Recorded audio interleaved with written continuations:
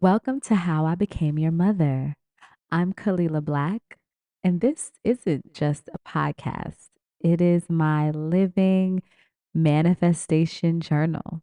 Here, I document my journey, past, present, and future, as I become the woman I've always dreamed of being your mother.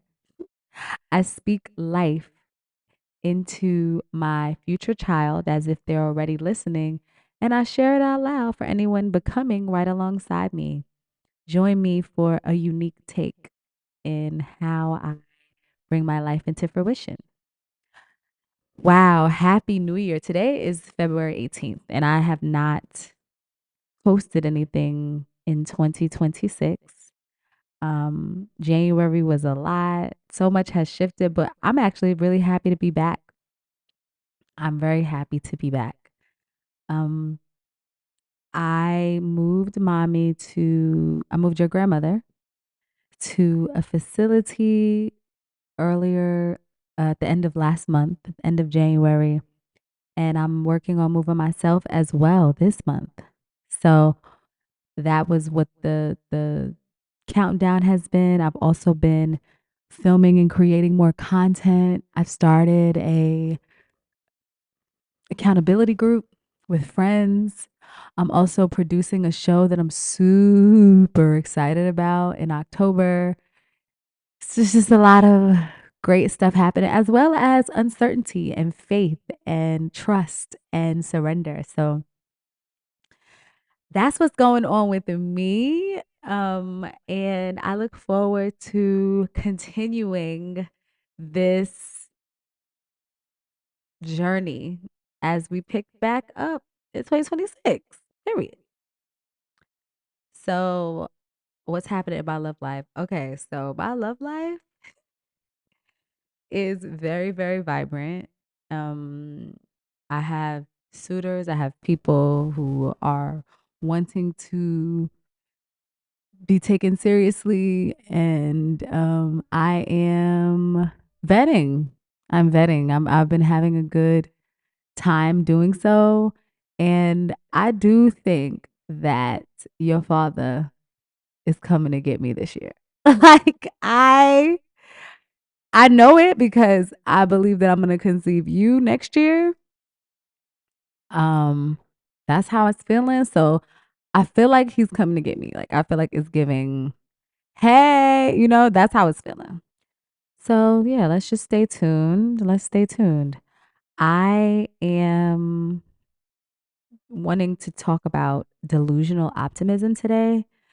There was an article or a video from this man who I don't really know, but I like what he was saying, and he was being interviewed on a podcast. So he may be someone important in a way.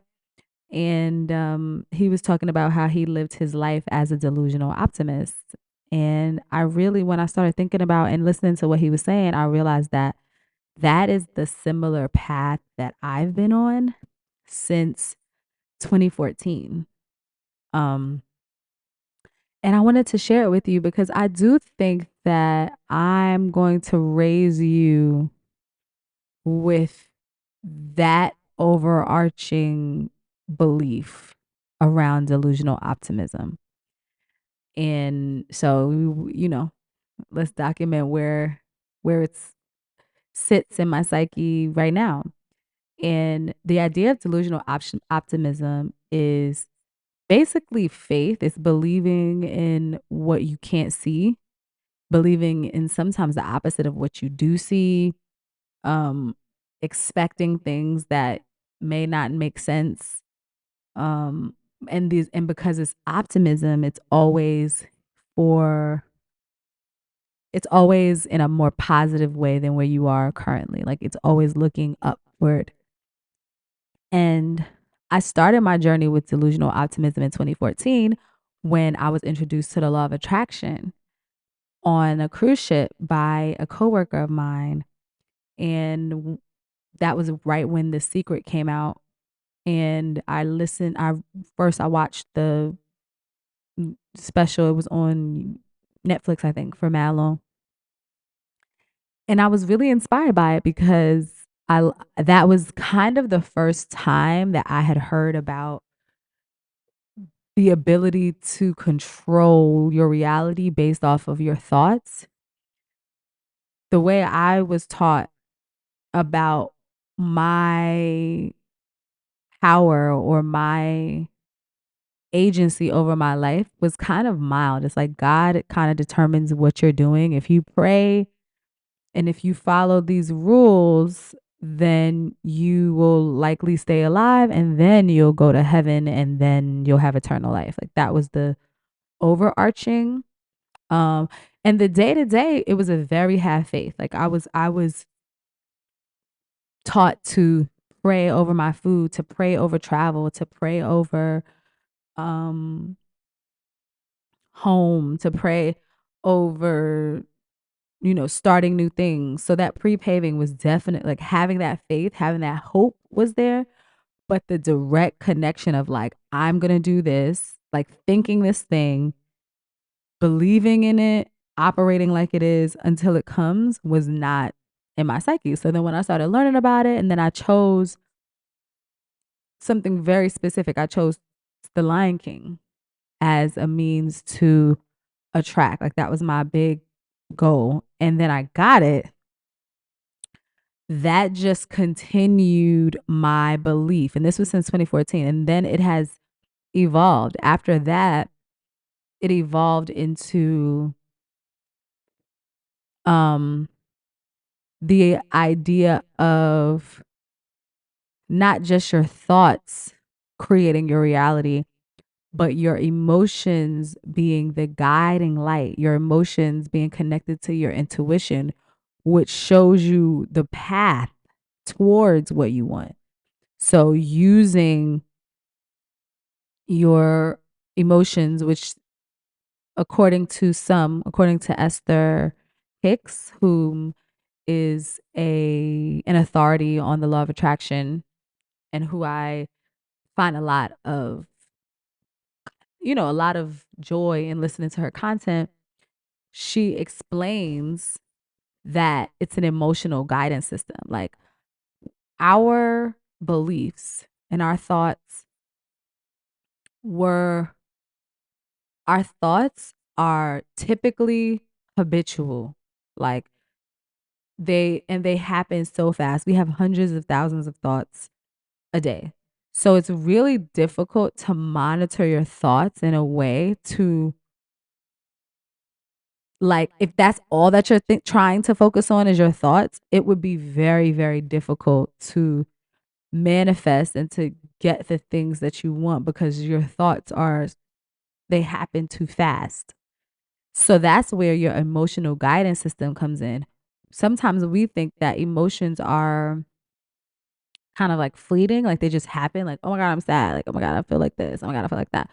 But they actually are indicators of our patterns of thought around that time. So, like, when you're in a bad mood, you can likely track it to your thoughts. Maybe you thought about how broke you are or how you wish you would be doing something else or you don't like your boss or you don't like your, this person or your feet hurt or your da da da. Like whatever is the thing that is having affecting your emotion is usually connected to thoughts that you've been thinking.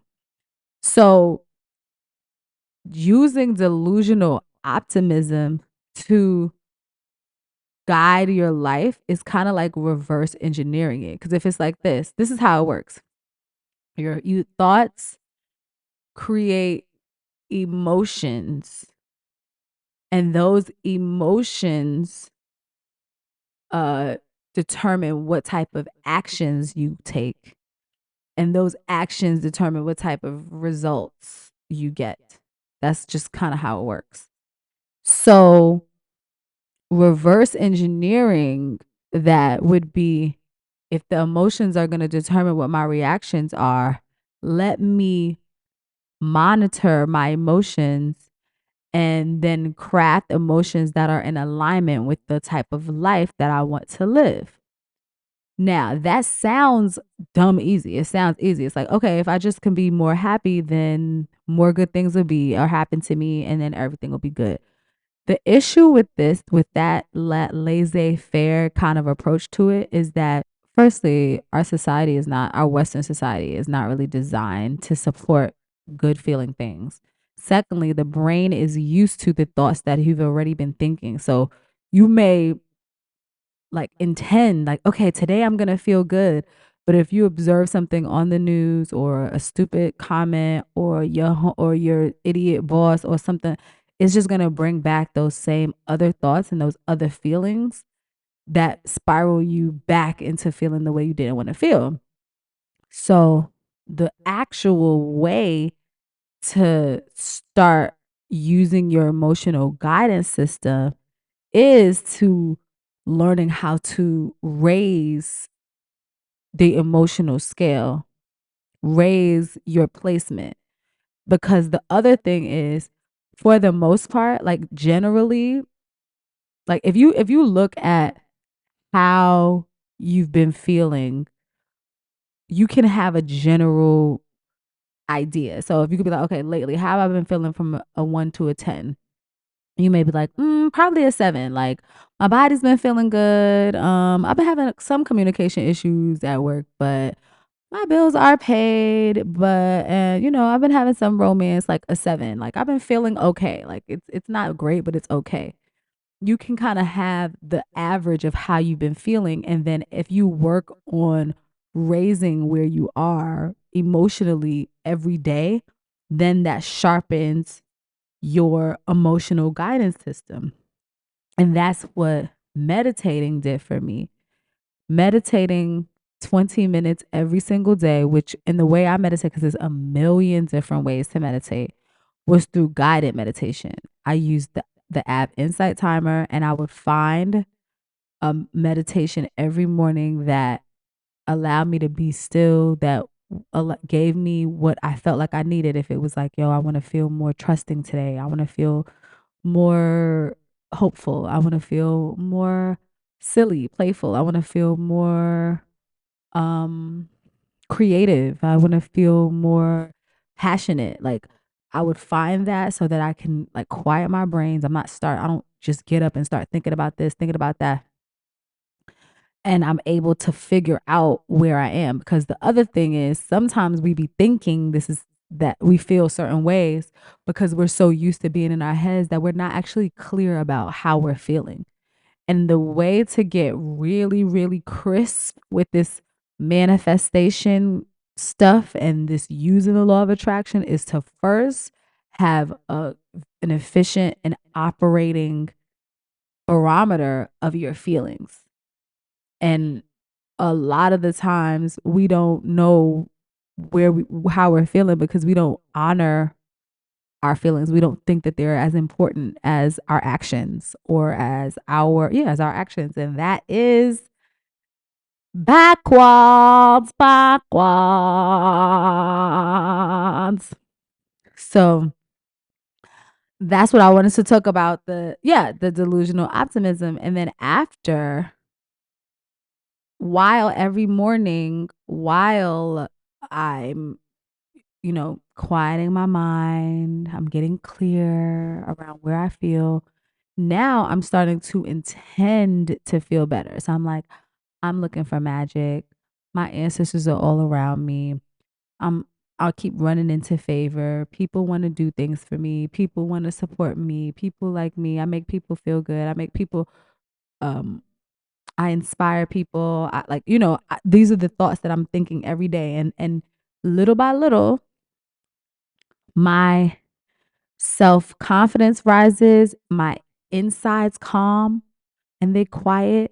So now during the day, I can sit with myself and ask a question, and I know the answer. Like I said, okay, should I do this? Should I do that? And the way I figure it out is whichever decision makes me feel better, quote unquote, makes me feel closer to where I want to be on the emotional scale, that's a decision. No matter how uh much I said I was gonna do it. Like, so for example, there's been a couple nights where I have planned to do some work. Like some additional work. And I'm like, okay, you're supposed to do this, you're supposed to do this. There's this deadline, you gotta do this. And I sat with myself and I was like, you have options. Like you've been running, your eyes is ragged. You could grind and you could work, or you could go to sleep. Some nights going to sleep feels like relief.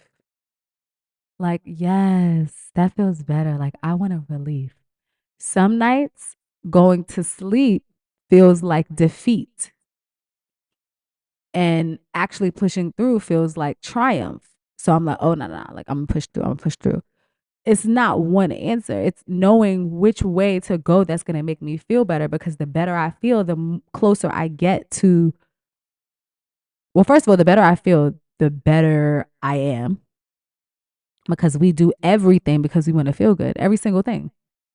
Every single thing is because you want to feel better.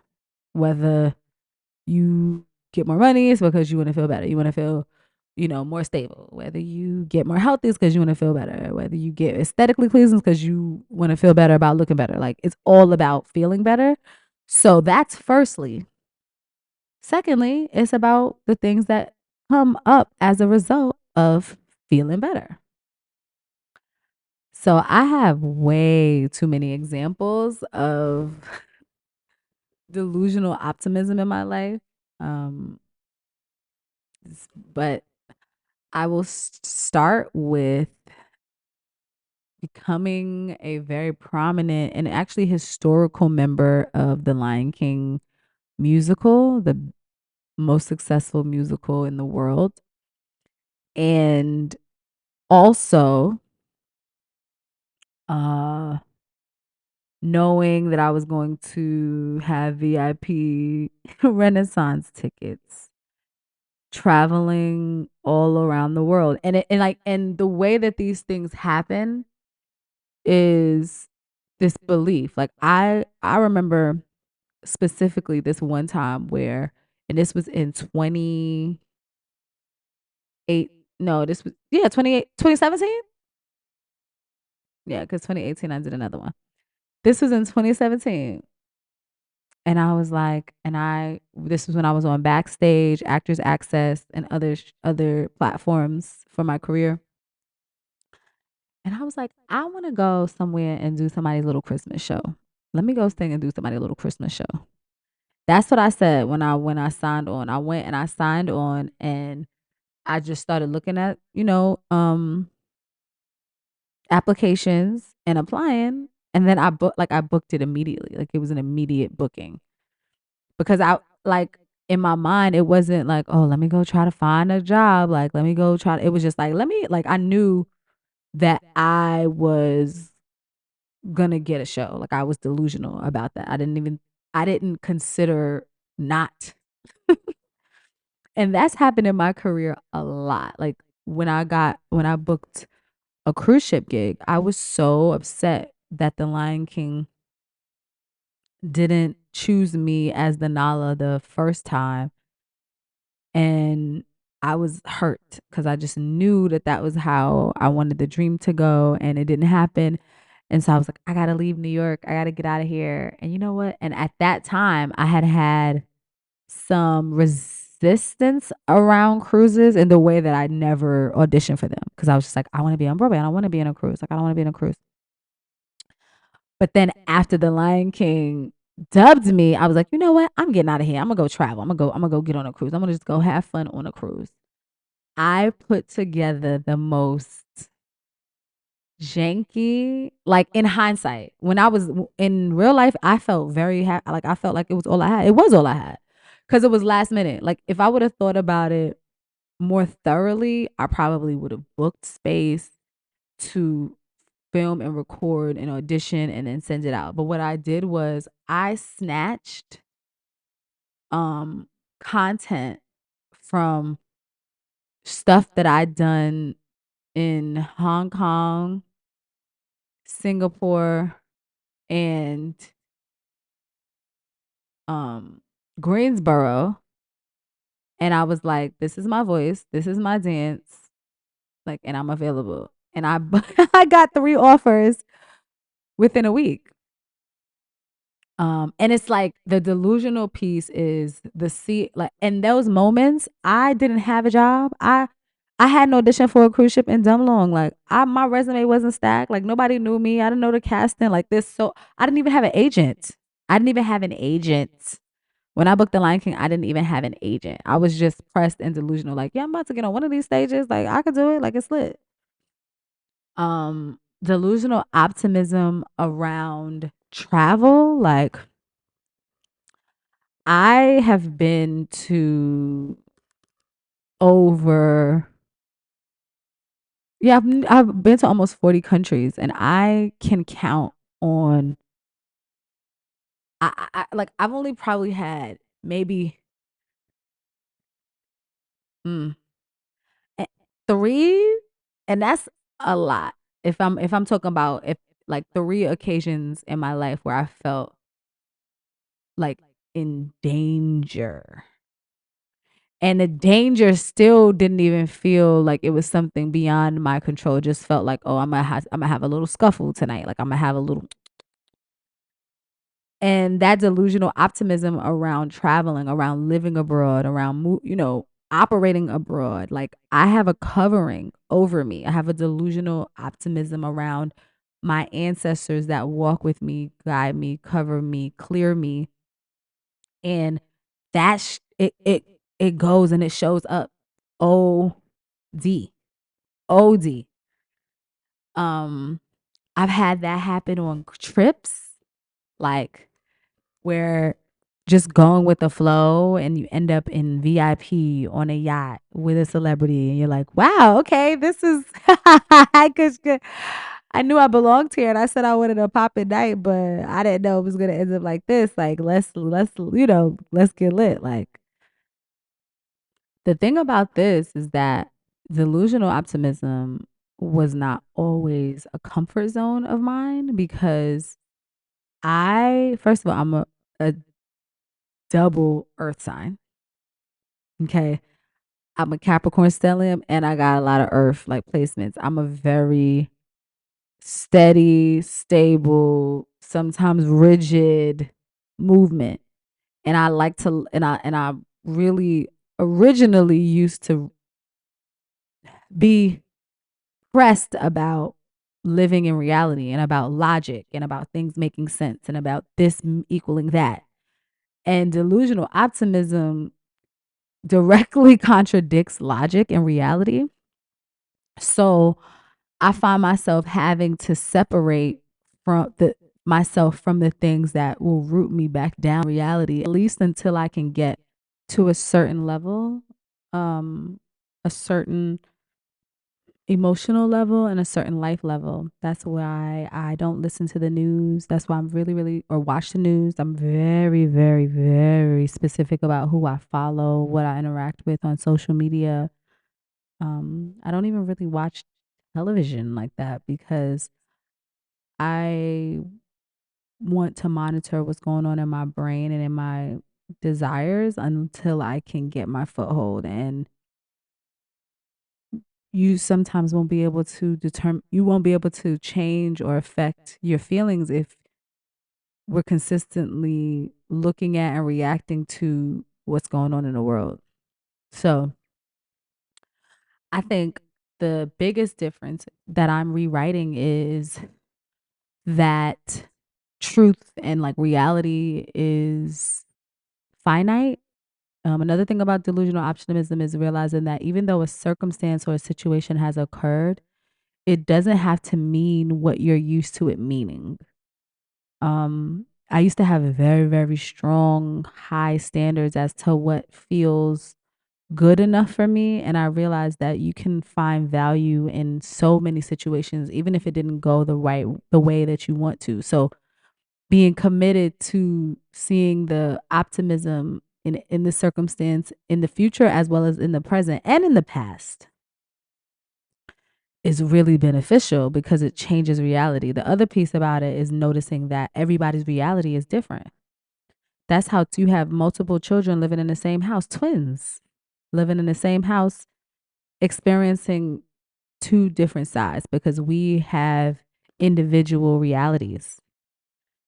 Um So, what I'm wanting to move forward and remember is that for me, it's more important for me to feel good. It's more important for me to align with what I want in the future than it is for me to uh witness what's happening in reality. There's enough people that's witnessing. We got enough historians. That's not my gig. That's not my bag. I'm a creator. I'm here to add to society, to shift it and to add to the present. So my biggest hope for you is to realize that the power really comes from within and that this is all a perception. This is all a reality through a lens. So we want to make sure that your lens is clean, that your lens is conducive for what you want to occur and not what you don't want to occur. And so now we're going to move on to our soul question, which is our 26 questions to fall in love that we've been answering. We are almost finished with the 26, excuse me. We're at 24. And the question is, how do I feel about my relationship with my mother? Wow, my relationship with my mother, I feel very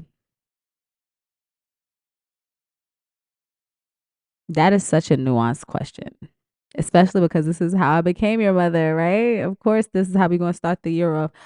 I feel like my mother has facilitated so much in my life. I was able to use her genes, to use her vessel to come through. I was also able to use her knowledge and her support to excel. I was also a victim of very, very poor choices of hers consistently. Um, I I feel as if my mother and I have been connected in other lives.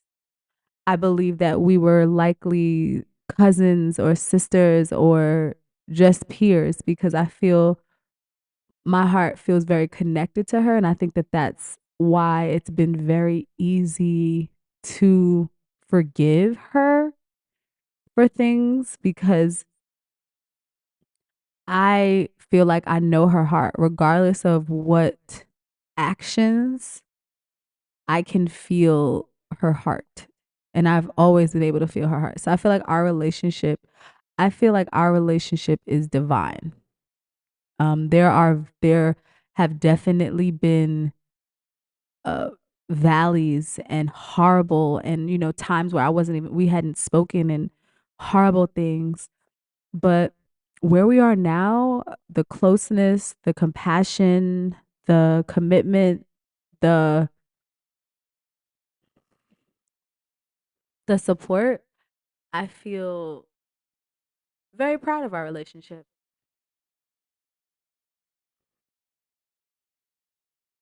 If you don't remember one thing from this episode, I want you to remember that the way you view life will determine the way you experience life. It's not the way life is, it's the way you view it. It's not the reality, it's the perception. It's not the results, it's the intention. Okay? Your intention on how you want to convene with the results. Thank you for listening. I'm just happy to be back on a platform, happy to be back. And I look forward to hitting y'all and seeing you next week. Please leave me a review, a comment, anything, share, all of that. That was today's love offering. Whether you're here now or listening from the future, I'm so thankful you spent time with me. Again, I'm Kalila Black, and this is how I became your mother. Until next time, remember everything is working for your highest good. If this episode stirs something in you, send it to someone you love or leave me a review so this magic can find more hearts like yours. Talk later. Bye.